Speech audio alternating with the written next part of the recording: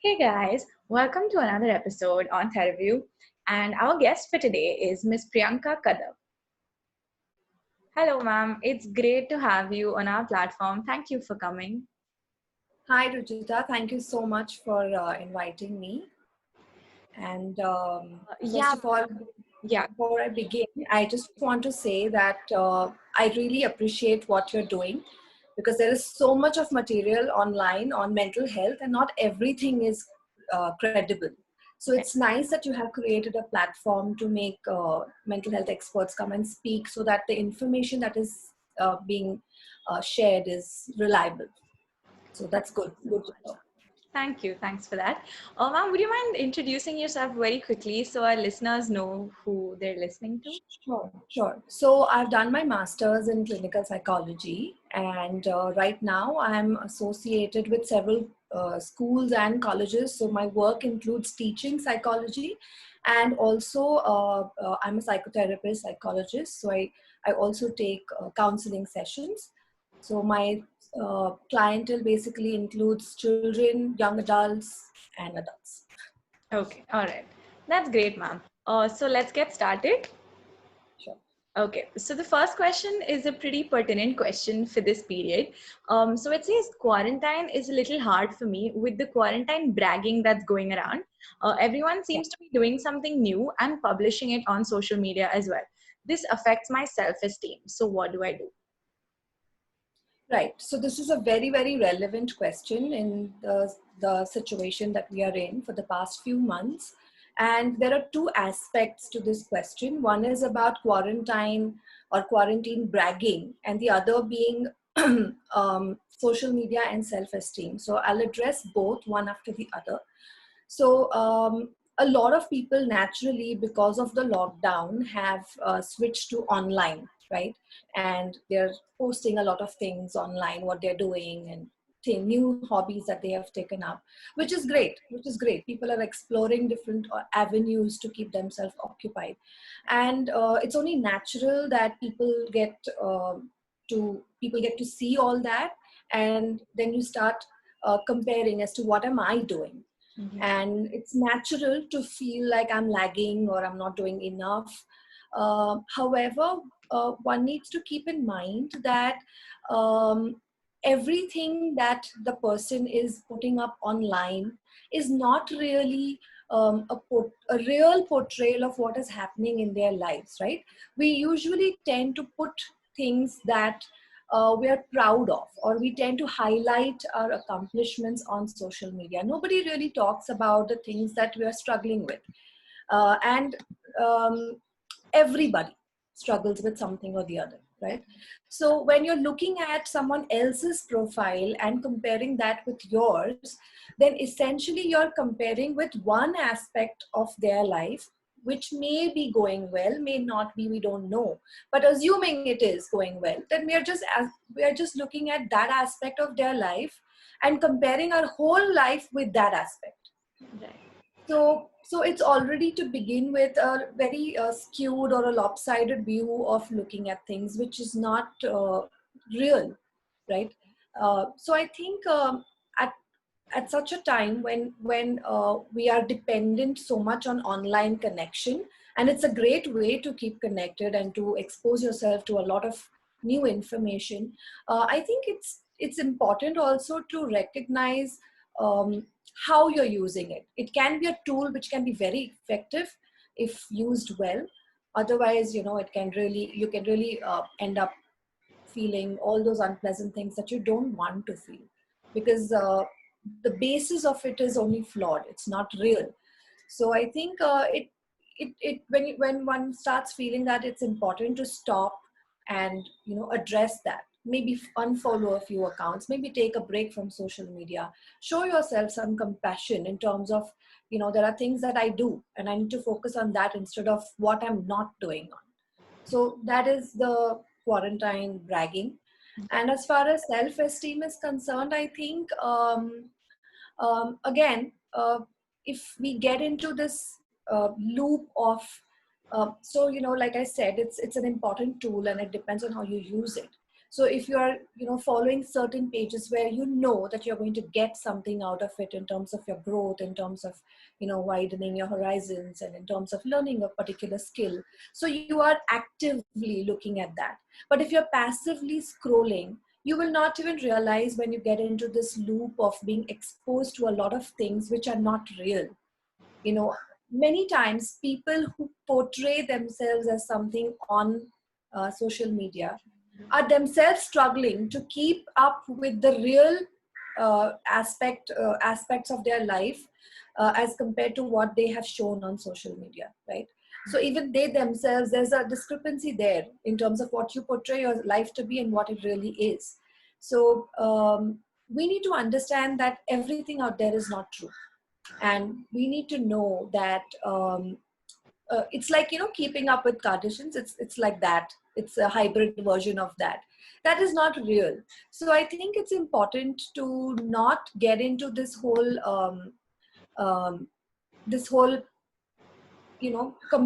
vanity validation, where you're constantly looking for someone else to validate electronically your existence and your worth, as against really understanding that all of that is only superficial, and your worth does not really depend on the likes and the views that you get. So I think it's important to understand that, remind yourself of that, and when you think that you're slipping out of, you're losing the grip over it, it's okay to take a break. It's okay to just detox. Yeah. So yeah. All right. Yeah. Okay. Okay. So the next question, it says, why do people leave when they initially say they won't? I think I trust people too soon and hence have a lot of bad relationships. Yes. Now, again, this is a very relevant thing that we see happening all around, all the time. And there are many reasons as to why this happens. But most importantly, I think um, a lot of people get into relationships without really understanding what they want. Sometimes it's the excitement of the moment, sometimes it's the pressure from friends who see more in the relationship than there is in terms of the relationship going somewhere. Sometimes it's just the peer pressure that everybody else has a partner and I'm alone, and sometimes it's just the fear of like being on your own, or the fear of being lonely. And because of all of these reasons, people tend to rush into relationships. And then after you get into relationships, then you realize that, oh, this is not what I wanted, or this is not what I had in mind. So before having clarity of what you want from the relationship, from the person, your partner, and from yourself, in terms of how much you're willing to commit, how much of your time and space you are able to you're going to be able to realistically offer to the other person. Before thinking about these things, we tend to get into relationships, and after that we start thinking as things come. And then sometimes we feel that, oh no, this is not what I wanted, this is not something I can deal with, this is not what I can offer right now. And then people start thinking, and then they start making the changes, and sometimes it's difficult on the other person because they are not prepared to deal with it. So I think it happens for both partners. It's important to first take time to think what you want, and then maybe get into it. And of course, I mean, there are other reasons, like people get into people find new love interests, there is monotony, there is but then again, all of this stems from the whole idea of not having real awareness about what you want in the first place. A lot of people invest too soon and then realize that no, I can't do this, I can't invest so much, I can't talk every day, I can't meet every day. But so it's important to first know what you want, and it's also important to be very, very honest about your communication. I think that is again one place where people tend to falter. You don't want to lose that person, so you over promise, and there is no clarity in terms of communication, and then you can only put up with something for a while. After that, you're going to get back to your original self, Yeah. and then that that's where everything starts derailing. So I think, Okay. yeah, awareness and clear communication are two things which, if everybody tries to do that, then we'll have less of these scenarios. Right. Okay. Okay. So our last question for today. It says, why do I cry so easily? I'm not disturbed by it for long, but if something sad happens, then I get teary very quickly at that instant. Right. And while that is perceived as some kind of a something that some kind of a weakness or something that needs to be worked upon, Right. I think the question that I would like to pose is, why is that even a problem? It's okay to cry. It simply shows that you are a more sensitive person. You are more empathetic, and that is why the person who tends to feel that they cry easily is simply because they are processing everything in their environment.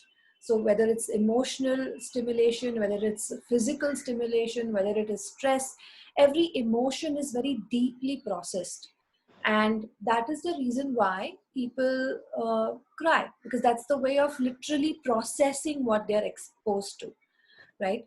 So there is a lot of benefit in that. you know uh, Such a person would be so much more empathetic to other person's needs. Such a person is going to be a lot more willing to help, go out of their way and help. Such a person is somebody who's going to be a lot more compassionate and kind. So it's literally just the way you process and deal with your emotions, and it's not, definitely not a weakness. And so anybody who experiences this should really not see it as a weakness. If anything, it's a strength. And those, I mean, I would say, do not let anyone else tell you otherwise. It's a boon to have such people. There are about 15 to 20% of such people in our population who are high sensitive people or empaths. Um, and and it's great, it's good to be like that. We need more of that. We need more of people who are comfortable in their skin to express their emotions, rather than someone who would, go all out to avoid feeling emotions. We don't need that. Definitely not. Right. Okay. All right.